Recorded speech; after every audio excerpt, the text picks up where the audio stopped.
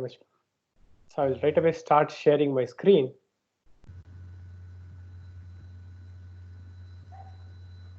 I hope you are able to see this.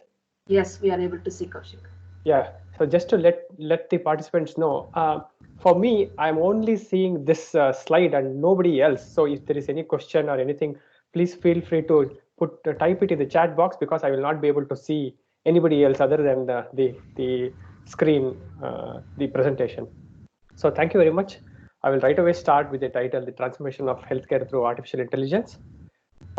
Just to, I'm sure people have already told a lot of things about me, but what I want to say is some things about uh, the Vijaya College and what impact it had on my life, especially in the very early days of my scientific curiosity. So as I already said, I did my BSc and MSc also in Bangalore. Uh, Especially about Vijaya College, what I really liked was the commitment of staff. So when I say staff, it's not only about teaching staff but also admin staff and everybody else, and especially of course teaching staff what had a close interaction with me. Uh, One I can recollect one incident which had an extremely important path changing impact on me in the sense I was reading a newspaper on one fine day and in the newspaper they had mentioned that human genome project was completed and this will transform healthcare, and I had no clue what human genome project was. So I asked my biology teacher that day, lecturer that day, as to what this was, and she said she will come back to me in a couple of days, and went away. And then I didn't ask her, neither did she come back. But after 3 4 days, she met me in the corridor and she asked, "Are you the person who asked me about Human Genome Project?" I said, "Yes." She said, "Come to staff room." And actually, she had taken nearly a week's time to understand what this is herself, and then taught me in the staff room for nearly 1 hour, and that had a great impact on me. It's not only about the subject, that the knowledge that I gained from her that day, but also it shows the commitment she had. It is not about just 1 hour lecture and just forget the students. So it has never happened to me. It's not only about one person that I'm saying. I mean, this is just one memory that I can recollect, but I'm sure there are so many such incidences that has had a very very important impact on me. And as I said, there are several incidences where they encouraged my curiosity, and also let me participate in extracurricular activities. I was very very active in Scientia, for example. So this is also important for me because I was not the topper of the class. Uh, uh, uh, my middle school and until my middle school and higher primary school, I think I was in a convent school where the topper of the class was always the active participant in other football, volleyball, whatever. So if you are not topper, they would say that first concentrate on your studies, then you can think of participating in drama or participating in something else. So that never happened to me in Vijaya College. So that actually helped me build my confidence. So all these things had a lot of impact on me, and by all these things they also taught me how to teach myself. So of course you have to go to people to help learn things, but after some point you should also be able to put more effort yourself and try your best to learn whatever new things that you are coming across. So that also started in VHS College or Vijaya College. So I am extremely thankful to all the people involved there. So that is just one thing I wanted to say about Vijaya College. And of course, this is not just about the time that I spent there, but I have been in touch with them. And I should say that when I had some personal challenges after several years, I have left. It's been several years I had left Vijaya College, but when I had some personal challenges, the staff came together to help me, and that I can never forget that in my life. So I'm extremely thankful to all the people there. Yeah, as they have already said, I did bioinformatics certification from Mysore, and then worked as a bioinformatician in the industry, then PhD. I'll just people have already told these things, so I'll just skip over. So this is just about my journey so far. For today, I will try to demystify the term artificial intelligence, and then explain or give some examples of how AI is transforming healthcare. I'll probably tell you, if you are up for the AI journey, what you need to do if you are interested in this journey. I'll start with a story. I usually used to take my toddler son for a walk every day, and one fine day, uh, we came across a cat, a black cat, and I told him, pointed at it, and told him this is cat. And he was, I mean, he was just speaking few words. He had probably never seen a cat before. That was the first time he was seeing a cat. So, and then we after going slightly further, I will put a pointer here. So after going slightly further, we found another white cat. And again, I pointed at the cat and said, cat. And we were coming back to home. We saw another cat, but this was orange cat. And even before I could say cat, he shouted out cat. Of course, he was able to interpret that, given these two were cats, a black cat and a white cat, he was able to interpret that this should be cat. And this happened in a matter of 15, 20 minutes. That, of course, any toddler in that age would have done the same thing. There's nothing unique about this child. But what I'm trying to say here is what is happening to his brain. What is that is making him recognize this particular cat, which he has never seen in his life, and neither have I thought that this is cat. So what is happening in his brain? So this is the start of intelligence. So the dictionary definition of intelligence is the ability to acquire and apply knowledge and skills. So he has acquired the knowledge that these two, the black and the white, were cats, and he was able to acquire and apply that to this new cat which he has never seen. So this is intelligence. So to just give one more idea of this. So what is happening is the brain is acquiring knowledge from some data which is labeled. I have explicitly told them that these two are cats. And then after this brain has acquired the knowledge, the brain is able to apply and identify immediately that this should also be cat, given these two are cats. So this is intelligence. So can we artificially recreate intelligence in a computer? This is in an abstract sense, this is what is artificial intelligence. You are trying to artificially create intelligence for a computer which is usually dumb. So what is, this is very much possible. This is actually trivial. So there are just few terms that are equivalent. So what is happening here is I am using the images of these two to train the computer. After the computer is trained, it is able to predict, given this image, it is able to predict that this should be cat. So there are a few terms that you should probably remember, which I might be telling on the fly. So when I say the computer, but the computer is just a box. So what is happening inside is I'm training what is called a model. A model is just a mathematical representation of some equation, and it is meant for a very, very specific purpose. So in this case, this model that I'm training will only be able to identify cat and nothing else. So if I give a dog, it will completely fail. So this model is very, very specific for a specific purpose. And once the model is trained, it can be applied to predict similar data of similar kind. So this is what is in abstract sense artificial intelligence. However, artificial intelligence covers a lot more things, but in today's talk, I will be specifically dealing with two kinds or two subset of artificial intelligence. What are they? Whenever I refer to AI, what I mean today is classical machine learning techniques or statistical modeling, or deep neural network techniques are often called as deep learning. So these are two kinds of AI which is transforming and has already had immense impact on healthcare. So we will just run through what these two mean. That there is some differences between the two approaches of these two. So what is classical machine learning or statistical modeling?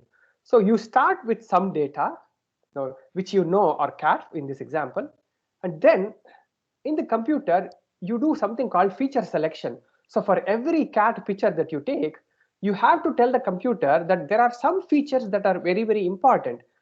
For example, it could be whiskers. You have to tell that there are whiskers, and it could also be distance between the eyeballs, or the shape of the nose, or the shape of the ear.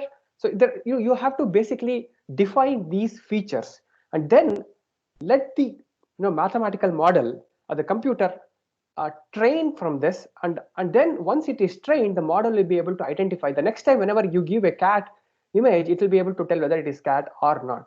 So this is what is classical machine learning or statistical modeling, which is not new.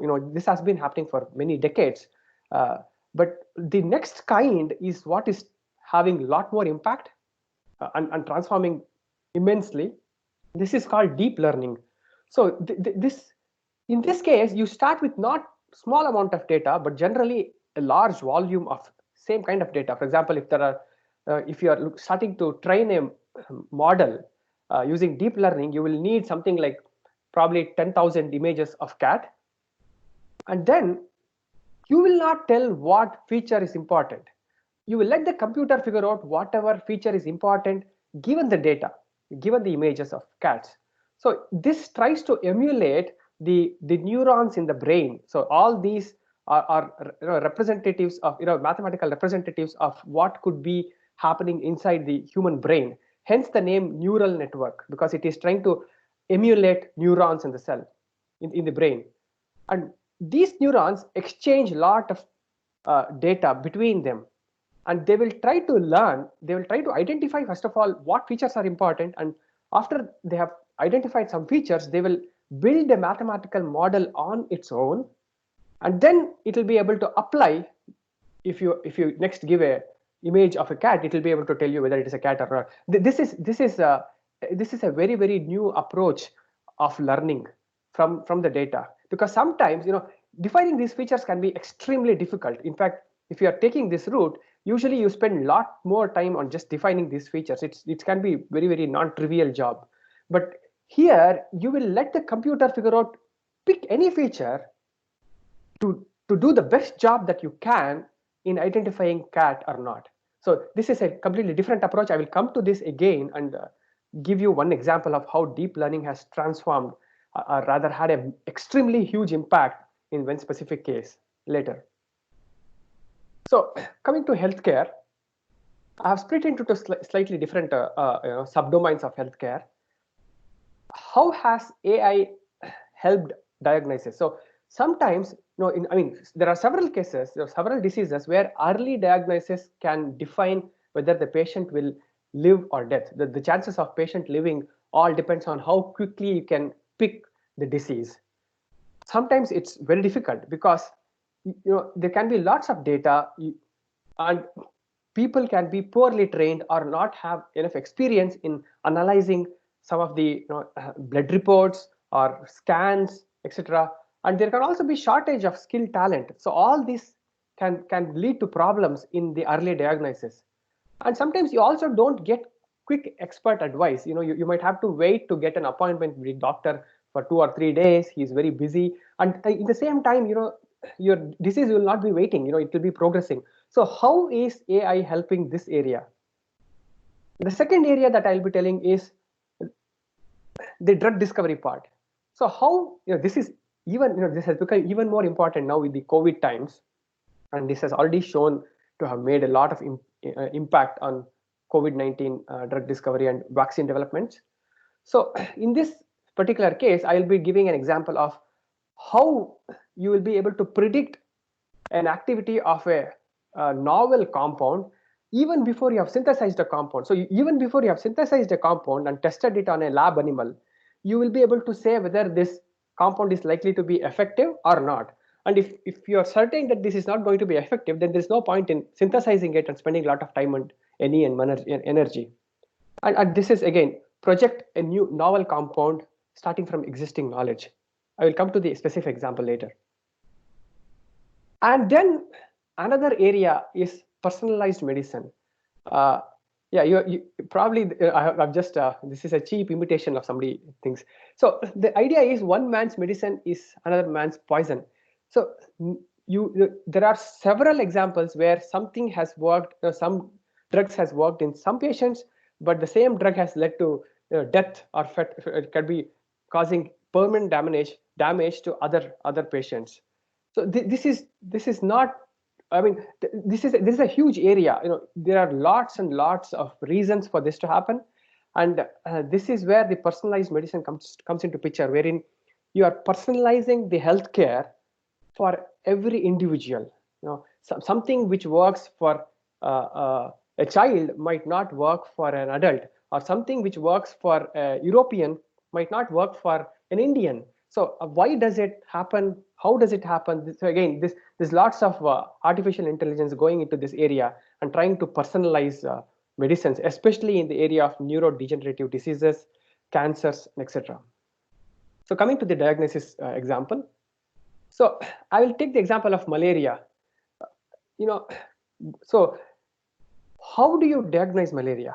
There are several ways, but one of the common ways of diagnosing malaria is you take a blood sample from the patient and do blood smear, do staining, and somebody has to sit under a microscope and actually visually scan this, and that can take hours. And as you can see, you can be screening several samples at one shot, and this is a laborious task. And that's not just it.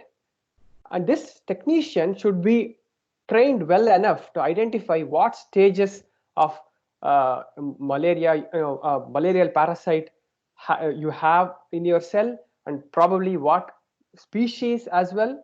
So all these information should also be interpreted or investigated from the blood sample and looking at the RBCs.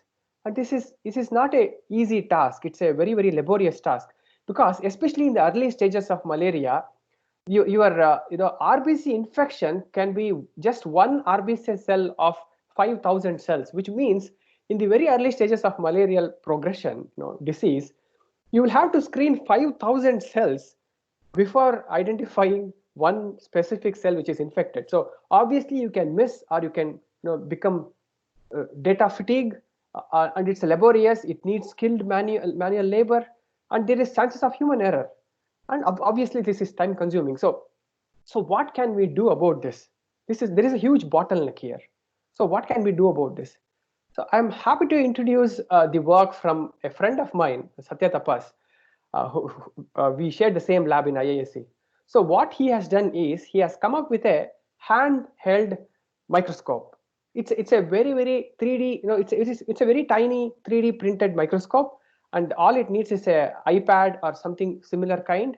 And then internally there are some devices, and it can be handled by anybody, even a 10th pass graduate, even anybody who has no education, formal education, can also be able to handle this microscope.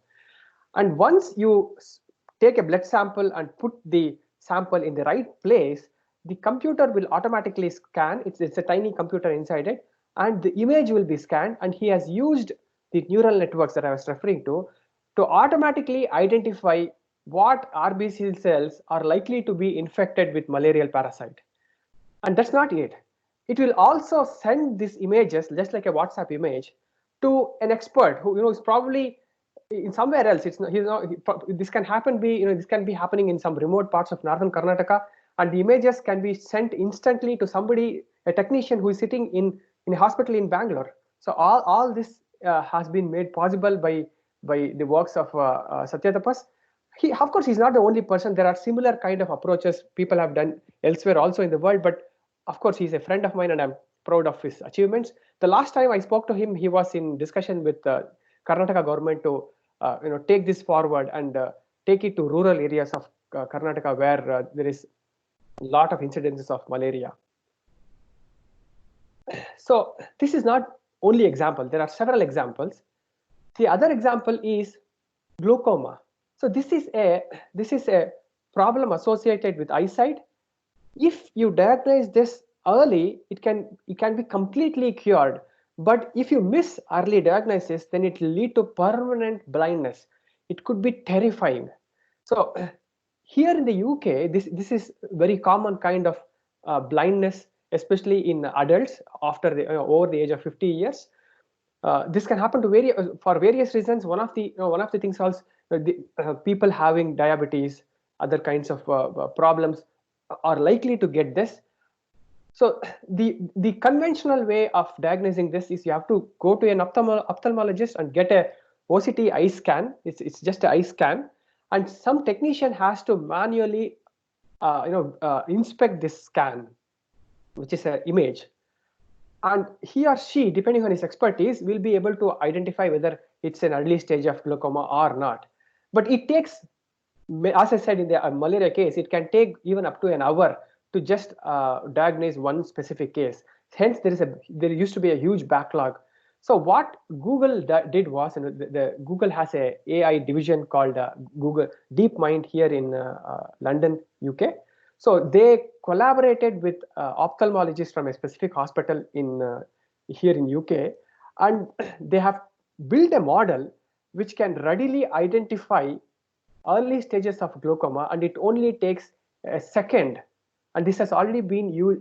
They're already using this in some of the hospitals in UK.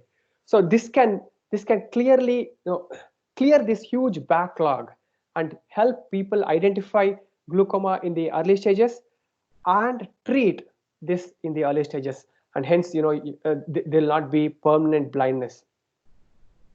Another example is breast cancer. Again, if you diagnose breast cancer or any cancer for that example, in the very early stages, the chances of survival is very high. If you don't, then it leads to metastasis, spreading of the cancer to all the organs of the cell, and that becomes very difficult to treat.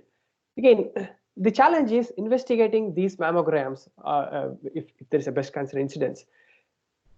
It needs trained eyes. Even a fresh MBBS graduate will not be a match to a nurse who has had a couple of decades of experience looking at it. So you will gain this over the years, looking at several images. So you can't train a human being in one day to correctly identify breast cancer looking at a mammogram. So that's not possible. But what is possible is you can train a model and let the computer do this job for you. Again, people have already tried. In fact, so much so that the computer model is not only able to identify breast cancer incidences in the very early stages, but it can also successfully distinguish between what cancer is malignant and what cancer is benign, which is generally not life-threatening. So you can prioritize your medicine.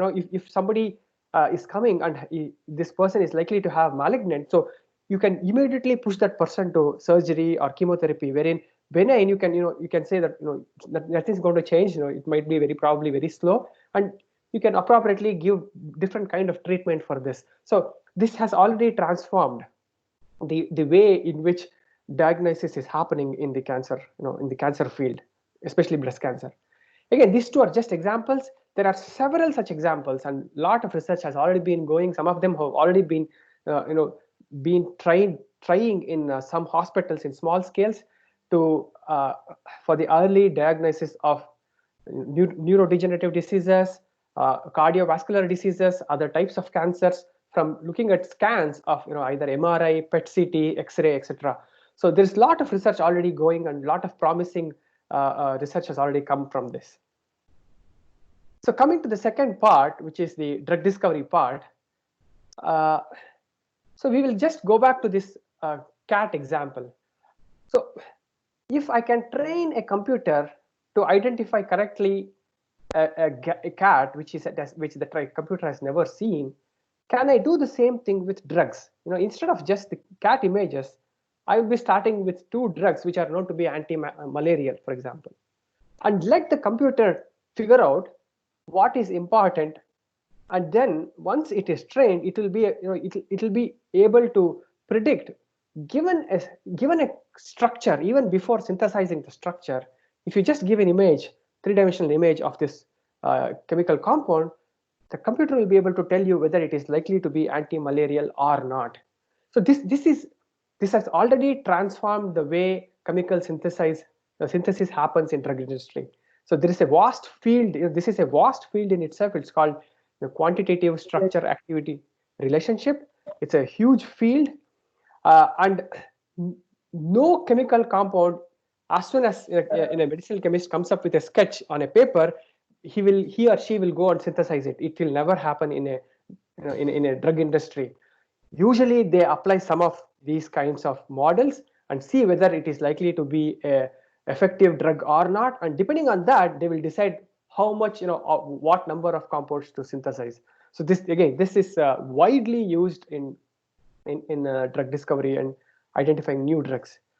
Again, my favorite example is malaria. So this has been implemented recently in the last couple of years, wherein several industries and uh, uh, you know academic labs who were working on developing anti-malarial drugs have come together. They have pooled in all their compounds that they knew had some anti-malarial activity, like GSK, Syngene drug discovery unit from Dundee. All these people have come together and they're able to predict new compounds even before synthesis, whether this compound is likely to be a drug or not.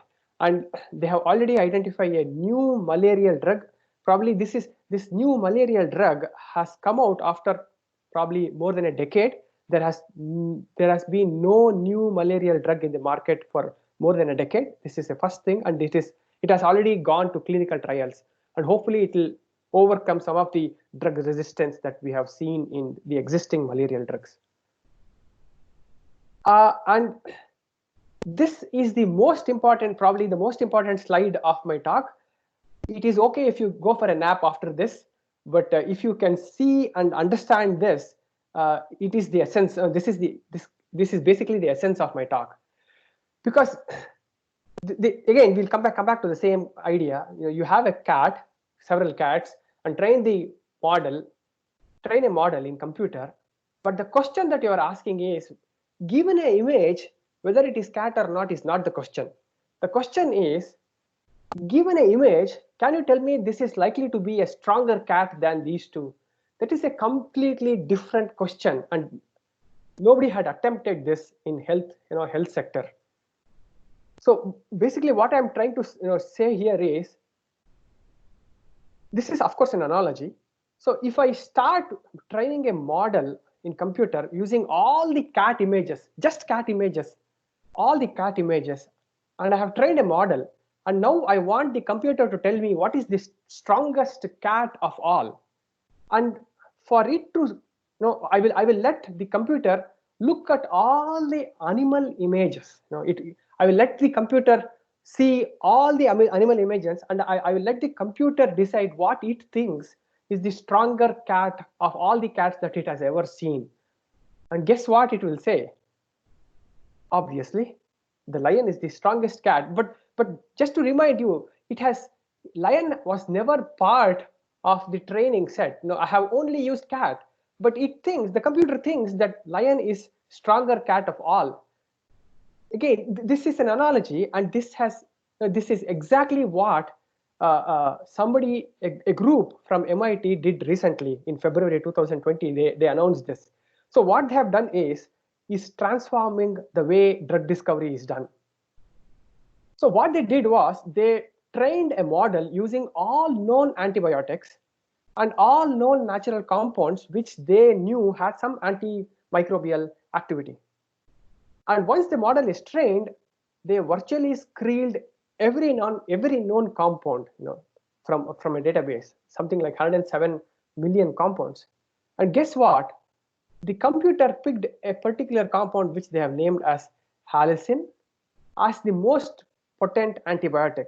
And halicin was never part of the known antibiotics. So this is completely new. Structurally, functionally, it doesn't resemble any antibiotics at all. So it is, the scientists were flabbergasted when they realized that the computer has picked it. So they tested it. They tested it against several pathogens, and guess what? It is effective not only against some of the common pathogens, but also very effective against antibiotic resistant pathogens of several species like Clostridium, Acinetobacter, and Mycobacterium tuberculosis. So this is a completely different way of approaching the problem. And when they tested it on mice, the mice infection was cleared within 24 hours. And they're now trying to figure out what exactly is the mode of action, because the mode of action of generally the antibiotics is they try to block the cell wall synthesis of the microbes, thereby killing them. But this is having entirely different way of mode of action, and it is, as I said, structurally, functionally, it is nothing like antibiotic. So this has already transformed the way we do drug discovery, wherein you are letting the computer figure out what properties are important, and then the most important factor is I'm not interested in cat, but I'm interested in strongest cat. So this is exactly what is happening. I'm not interested in any antibiotic. I'm interested in the strongest antibiotic, and that is what is happening here. So this has transformed the way the drug discovery problem is approached. And then coming to personalized medicine. So as I said, there is a lot of data involved in this. So what I mean by this is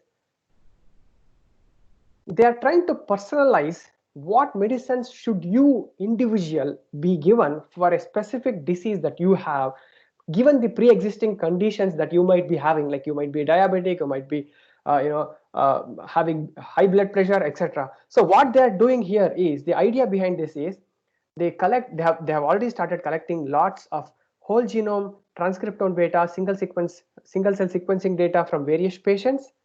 Also take clinical data like age of these patients, pre-existing conditions, family history, health records like the hematology, biochemistry, etc. Data as well, and also drug protein interaction data, protein interaction data, all the properties of drug metabolism, how well the drug is metabolized, excreted, whether it is toxic or not, whether it has some side effects or not. All these data is combined, and they are using machine learning approaches to learn from these and categorize this as to what drug works best for what patient with whatever pre-existing condition he has for a given genetic makeup. So this is the kind of approach that personalized medicine is taking, and they're also trying to overcome what is called model bias. It's a different topic, and I can probably speak for another hour only on model bias in artificial intelligence. But just to remind you that everything is not rosy, you should be aware of something. I mean, it is good to know what you know, but it is more important to know what you don't know, because for example, I might be able to understand biological data quickly, but if you give me electronics, something to do with electronics, probably I know that I will fail to understand any electronics data. So what I'm trying to say here is, depending on what data you are using in your machine learning process, sometimes the model can be biased towards specific aspects, and this has already created to several funny and embarrassing situations for very many giant companies. So they're trying to overcome this model bias as well, and considering all these factors, they will whenever a patient enters a hospital, they will probably do some genomic analysis, collect whatever existing health records that you have, and then suggest what drugs will best suit you. And this has already been tested and have been trying in several small pockets for specific genetic diseases or neurodegenerative diseases, etc. And one such consortium which is doing a lot of effort in this direction is this consortium, Machine Learning for Personalized Medicine. It is a consortium made of various academics and industries from different parts of the world, and you can read a lot about it from their website. As you have already seen, AI is highly interdisciplinary. So I have put here as, whether you come from a life sciences background or physical sciences background, mathematics, computer science, AI sits in the middle of all these things. In fact, of course, today's talk is health sciences, but hence I have put as life sciences. But you can replace health sciences with political science, arts, or even literature. AI is already having a huge impact in literature, the way we read papers and articles and published scientific journals. So you can replace this with anything, but at least in this case, AI sits in the combination of several things. There is a need to understand some parts of it, if not fully, but at the heart of it is collaboration. Obviously, nobody can be expert in all these fields. Hence, there will be need to collaborate and constant learning. AI is constantly evolving. What happened 2 years back is already outdated, and what's happening today is brand new. So you need to constantly learn. So given this scenario, so how do you map your journey? If you are interested in uh, uh, uh, uh, pursuing this field, how do you go about doing it? So it doesn't matter where you start from. So is the road straight? Obviously not. So it is more or less convoluted like this. So for me, I had to uh, go all around computer science and learning bits of mathematics and signal processing and again coming back to brushing my basics, and it's a winding thing. So it will be no different for most people. So you should be open to learning new things and exploring new opportunities and collaborating with various experts. In fact, most of the collaboration, successful AI applications is primarily because of collaborations, successful collaborations. For example, in the glaucoma case, which I said, for the eye problem, there was a strong collaboration between mathematicians, computer scientists, and ophthalmologists. So this was a strong collaboration. Similarly, for the malaria project, there was a strong collaboration between hematologists, doctors, and computer scientists, and signal processing, physics and electronics kind of people as well. And even in the deep learning drug discovery thing from MIT, there was a strong collaboration between chemists and computer science people. So obviously, this one take-home message, which is collaborations are essential. So in summary, as I said, I have already said so many times, collaboration is the key, but you should also be curious, enthusiastic about the subject and the field, and there is a need to constantly learn. I have already said how AI is transforming several fields, but one thing that I could not touch because of the time limit is the medical devices, wherein there's a huge role being played by electronics and robotics, and they are integrating this into AI, and they're able to identify, even perform surgeries by these by applying these factors. So as I said, if you are up for AI journey, I have just showed you my journey of AI. And I would like to thank all the staff of the BHS Higher Education Society. As I was telling sir already in the beginning, my association with BHS goes back to 1996 actually, because I also did my high school in BHS, which was BHS school, which was in Chamarapet at that time. So BHS school, BHS PU, and Vijaya College, which was then BHS First Grade College. So I have 8 years, and all the staff had great impact on me. So this would have not been possible if not for all these wonderful and committed staff, lecturers, and I'm extremely thankful to all of them, and specifically for today, BA ma'am, Ashrita ma'am, and Lakshmi Narayan, who has invited me and made this possible. Thank you very much. I'll be ending this here.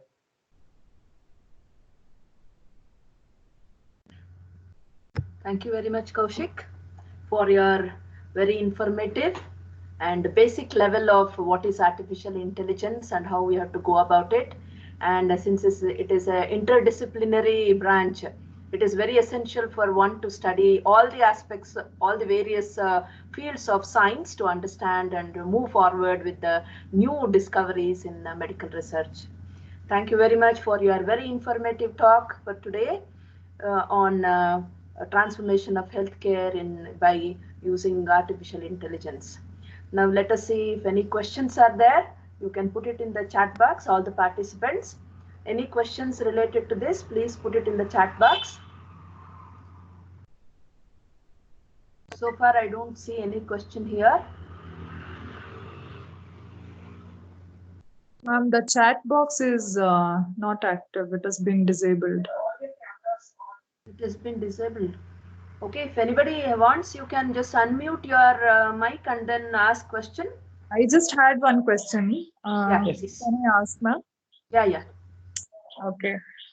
Sir, I had actually two questions. Can artificial intelligence be helpful in drug discovery and drug improvement, even in native medicines like naturopathy or Ayurvedic or homeopathy? Should be possible, ma'am. Should be possible. So how I would approach this problem is, So if you say naturopathy, for example, for example, you can take Ayurveda. So there is a concoction of some compounds. So what I would approach the problem is, I would probably do a mass spectroscopy of this concoction and try to identify what secondary metabolites are there in this concoction. Probably there'll be several, like could be more than 100 if I do LCMS or GCMS from this concoction. And then once these compounds are identified, then I will see for each of these compounds, are there known drugs which are structurally similar to these natural compounds. And if there are some known drugs similar to the compounds present in these concoctions, Ayurvedic concoctions, then I'll be able to interpret that, you have several such metabolically active compounds which are having a holistic effect on the human body. Again, this is possible to do. That is how I would approach the problem. Of course, there are several ways of approaching it, but yeah, this is how I would approach the problem. Thank you, sir. I had one more question. Actually, it's just a thought.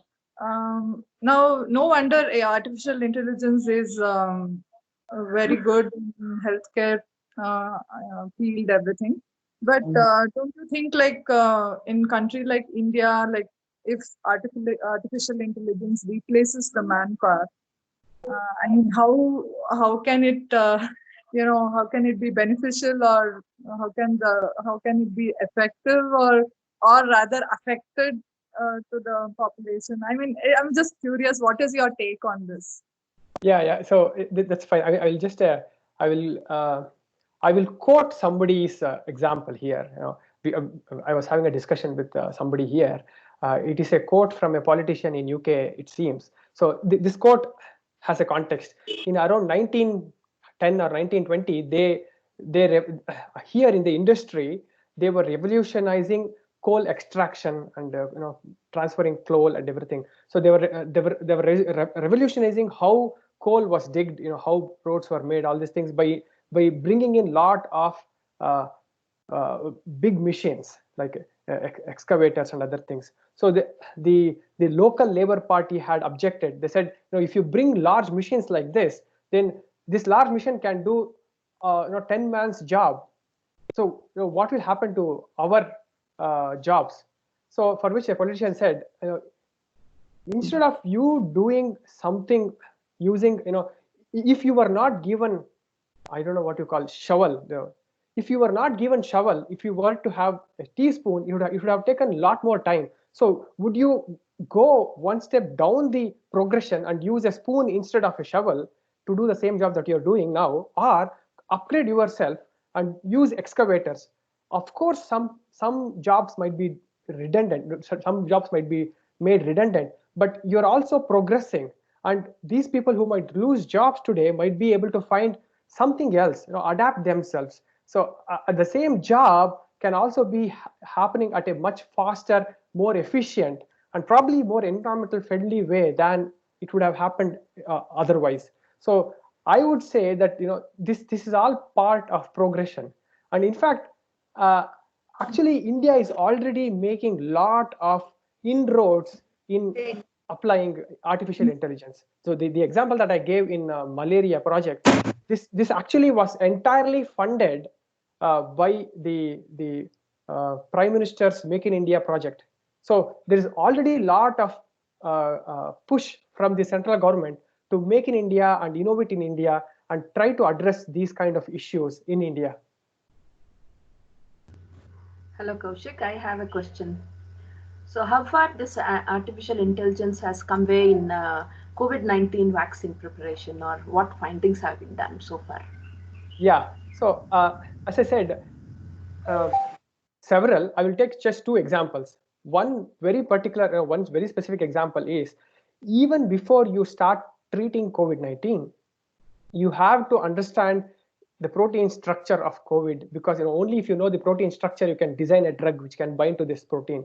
So structure determination itself is a huge bottleneck, and the rate at which the structure determination of COVID proteins has happened now has never happened ever before. Like within 2 months, within 1.5 months, they were able to determine several structures of COVID-19 protein, especially surface protein of COVID-19. So there is a huge involvement of artificial intelligence in this sector. So what they do generally is, the process is, they take samples of COVID-19 virus, they put it on slides, and they take high intensity electron microscopic images of these COVID proteins. So, for example, I'll take a mobile. The protein can be lying on a grid, on a flat surface. It can be lying in this fashion and this fashion, any fashion. It can lie in any fashion, or any three-dimensional fashion. It can be lying, and then what they get is a projection of these images, and that is where, after this process is where artificial intelligence comes into picture. They use something called convolutional neural networks to interpret, given all these projections, what should be the three-dimensional structure of the protein to give this projection. So if I am standing here and if you see a shadow, how should I be standing, whether I should be standing in this way or this way or this way, to get that projection. So you're back calculating. So at the heart of it is image processing, signal processing, image processing, and structure reconstruction. So this has completely transformed the way structure determination is approached. I mean, commonly it is called cryo-EM, cryo-electron microscopy field. So this is one aspect. The second aspect is a much broader aspect, wherein you're looking at patients. As I said, there's some patients have recovered with some medicines, but the same medicines given to other patients did not recover from COVID-19. So now they are trying to apply these kind of personalized medicine concepts to understand why some people recovered, why some people did not recover, by keeping a track of all the data associated with this person. This is already being done here in UK, in the NHS hospitals, but also in various other countries. So wherein you are not just looking at one patient as an individual, but everything around him, and trying to understand, at least in future, if somebody matches the pattern or the profile of this person, then they will be able to identify this quickly and give the right medication. So there is a specific term for this. It's called knowledge graph, which basically is, you're not looking at one particular entity, but you're looking at a panorama of what's the patient, what's his pre-existing condition, what drugs were given, how is he interacting, what is his blood count, RBC count, everything. So it's a huge panoramic view, or a holistic approach of treating diseases, and this is being driven by AI. Thank you, Kaushik. Any other questions? Hello, sir. Good afternoon. Yes, ma'am. It's a very nice presentation. Actually, I have one doubt. If you're using cat as a model, right? That means to identify intelligence, something you're training for computer or something. Then if any defects are there in eye or ear or nose and the cat, then how it will identify? That is one doubt. Then if related to microbiology and microorganisms, okay, if multiple microorganisms should be there, then how it will identify, and how we are going to train the computer actually? Yes, it's the first question especially is a very important question. In the interest of time, I just skipped over that question. I'm happy you reminded this question again. So there can be defects in your model, in the training data. So when I say training data, it's the data that you're using to train the computer. So this training data, as you said, probably some cats have only one eye, for whatever reason, that the cat picture that I'm using, or let's say all the cats are just black cats that I'm using. So this you should be aware, in the sense that the person who is doing it should be aware. That is where your domain expertise comes into picture. So this is extremely essential and cannot be replaced. Just because if you are exceptionally good at programming, you will not be able to generate a good training model. And there are several fantastic failures that people have attempted and failed to do it. So what I'm trying to say here is, you should understand the data and understand the inherent problems associated with the data that you're using. So as you said, some of the cats might be having some defects. You should be aware of this, and whenever you're trying to validate your model by giving new data, you should make sure that the model is not biased. I can give a quick example. So from Microsoft and various other companies, they had tried to develop facial recognition software. So probably you're already aware that some mobile phones can recognize your face and automatically open the keypad for you by recognizing your face. And this was revolutionizing. But there's an inherent problem. So whenever a non-European, non-white person was trying to open it, it wouldn't open. Yes. I mean, why is it so? Because when they had used for the data that they had used for training was white European men or white European females. So obviously, you had an inherent bias, and I mean, this is still okay, but it can be having very, very terrifying impact on some reasons, wherein if you can give false positives, like if I want to this is used already in police and crime detection, wherein you have a picture of a suspect and you want to identify from all the CCTV cameras wherever that this suspect is roaming somewhere in the area, so you want to capture whether he's there or not by doing face matching, and when this software was developed, they found that in America, in USA, when they found that it was giving false positives whenever the suspect was an Asian or a black person. So if I was roaming if I'm roaming the streets of America, I might be just caught because the computer said that I am a suspect, and probably have nothing to do with the crime. And but to prove that, it would take me some time, and I have to go through some mental trauma. So yeah, these kind of biases can be very, very terrifying. You have to be aware of all these things. That is where the model bias comes into picture. So it all comes down to what question you are trying to address. So how confident you want to address the question, and what you are trying to achieve. Are you trying to reduce false positives? Are you trying to reduce false negatives? So it comes down to, you have to predefine your questions before you start building a model. That is where a lot of collaboration comes also into picture. Like you have an idea, but you have to implement, wherein you need a computer engineer. And if you are working with images, you need somebody's help from electronics, signal processing, physics background. And mathematics definitely plays a central role in all these things. It all comes down to statistics, trigonometry. So everything has a role. So coming to the second part of your questions about microbes, as I said, it all comes down to what models you are training. If you want your model to be generic, then you have to use them appropriately. There are various approaches of identifying it. Instead of cat, I could also start with, instead of just saying cat or not, I could start with a set of images of cats and dogs correctly labeled. So next time, whenever the model is given either of it, it will be able to tell whether this is cat or dog. Or it can also be cat, dog, and mice. So all this is possible. All this is possible. It can be also applied to microbiomes or microbial images. Mm-hmm. Sorry for the Thank you long so answer, much. but I felt there's a need to emphasize the model bias problem inherent in artificial intelligence. Okay, thank you so much, sir. I think we can take one more question from NK sir, Kumaraswamy sir. I think. What is the role of AI in teaching profession? He has asked. Teaching profession. Okay, so I have to think about it. Not because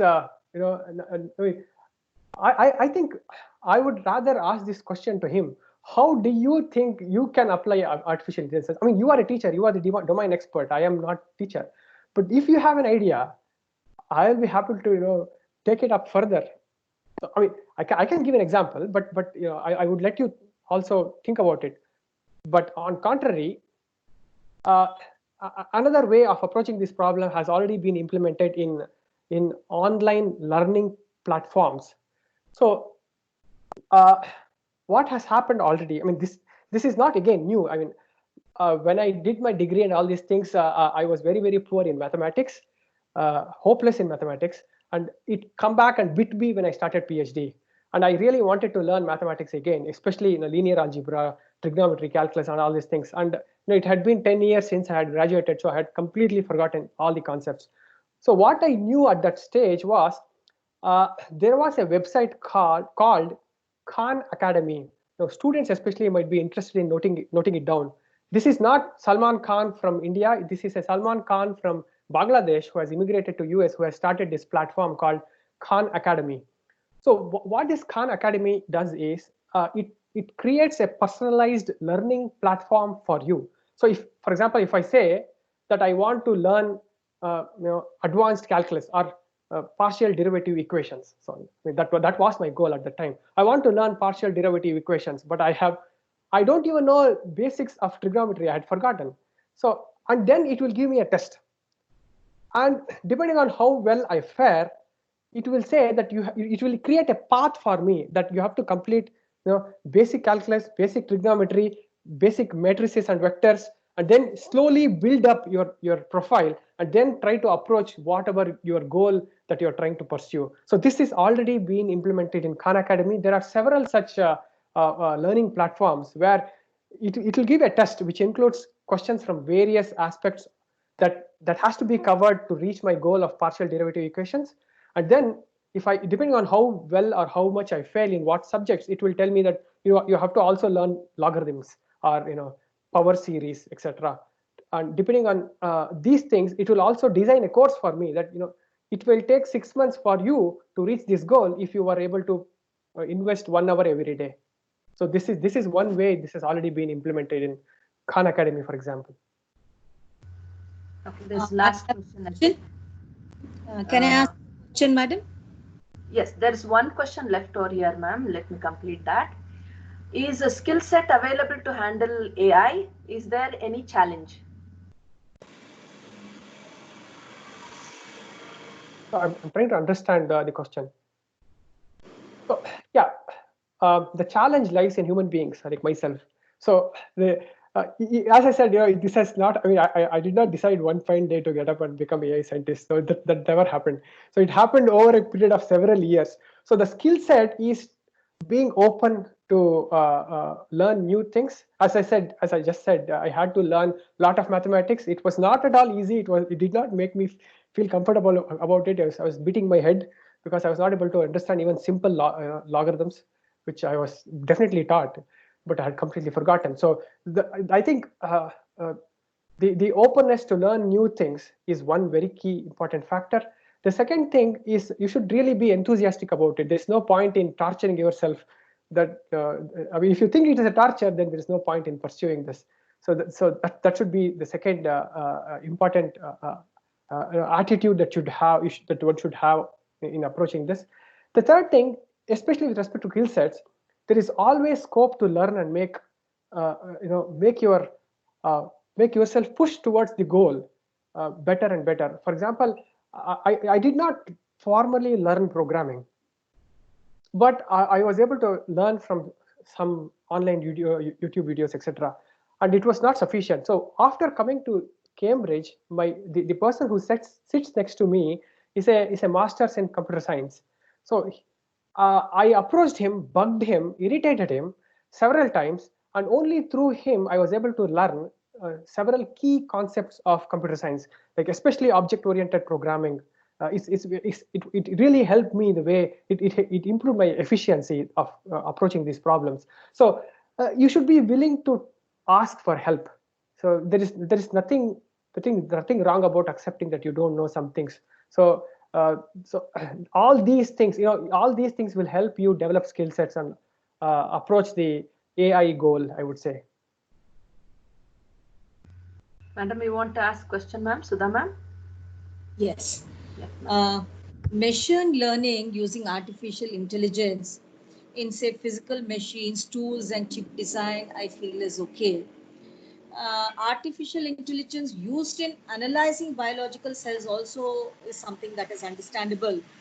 But using machine learning, also using artificial intelligence in health sector, say surgery and other areas, I feel I'm a little worried about that. I have some inhibitions with regard to that. So probably there in those fields, human intervention might be required. Probably you could be throwing more light on this aspect, especially with regard to health sector. Yes, ma'am. So yes, it is a challenge. It is a very, very delicate balance. Who is responsible to decide if somebody is going to live or die? So that's a is it the doctor who is responsible or makes a decision about which patient lives or dies, or is it a is it a the patient who can decide for himself whether he wants to live or die, or whether it is the technology that it's a very tricky question. It is there is no easy answer for this. I completely agree with you. The situation, the approach is very delicate, and there is a lot of research which is going on in this specific area. Artificial intelligence and psychology and ethics is a very serious topic. So I mean, I don't know if anybody is aware of this, but there was an incident wherein there was a self-driving car, and this car was cruising in the highway. I mean, this has happened real. I mean, this is a true incident. I'm not building up story here.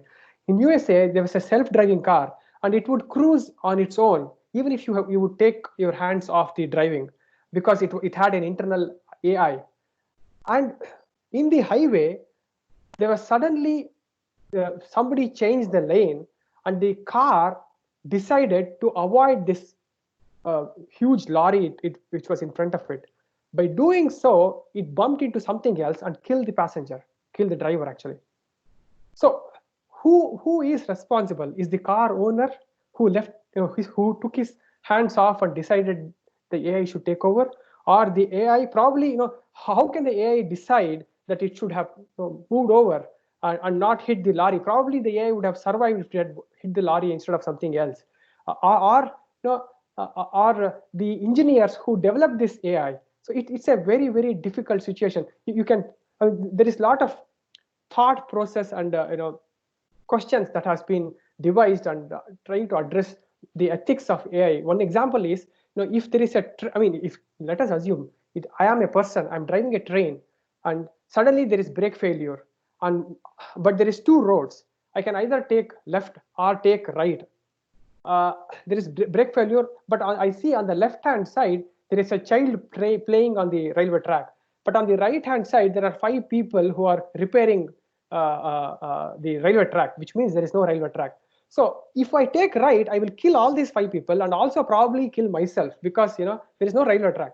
But if I take a left hand side, there is a child, and will you kill the child and save yourself and save the 5 people? It's a very difficult question. As I said, there's a lot of research actually going on, a serious research involving psychiatrists, psychologists, ethics people.